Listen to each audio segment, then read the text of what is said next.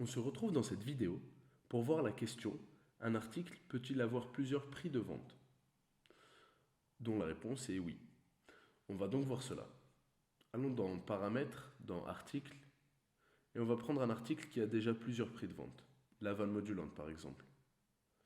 On va aller dans l'onglet Prix de vente, et ici on voit qu'on a tout un tas de prix de vente qui sont déjà paramétrés, que l'on peut d'ailleurs classer en sous-dossiers, afin de mieux s'y retrouver.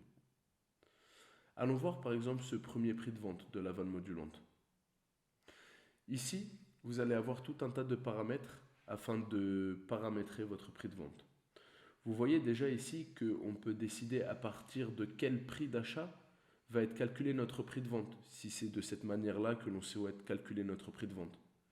Ici, on pourra aller choisir ce prix d'achat-là, donc on va retrouver son prix ici, et on pourra calculer à partir de ça un pourcentage de bénéfice, ce qui va nous calculer automatiquement le prix de vente.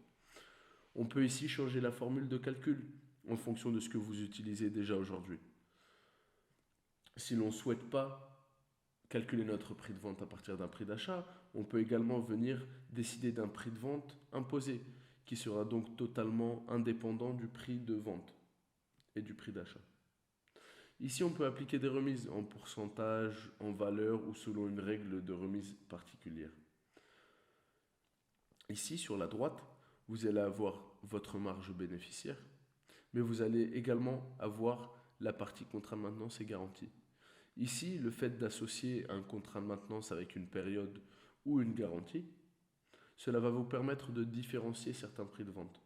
Vous pourrez, par exemple, pour le même article, avoir un prix de vente incluant une garantie de 24 mois, ou bien avoir un autre prix de vente sans cette garantie de 24 mois, ou avec un contrat de maintenance. Tous ces petits éléments qui pourront faire différer votre prix de vente. Si vous souhaitez calculer votre prix de vente à partir du prix d'achat, ici vous pourrez également intégrer des frais généraux qui vous donneront votre prix de revient avant d'y appliquer des bénéfices. Si on sort d'ici, vous voyez que depuis cette fenêtre, vous pourrez associer des prix de vente à des catalogues directement.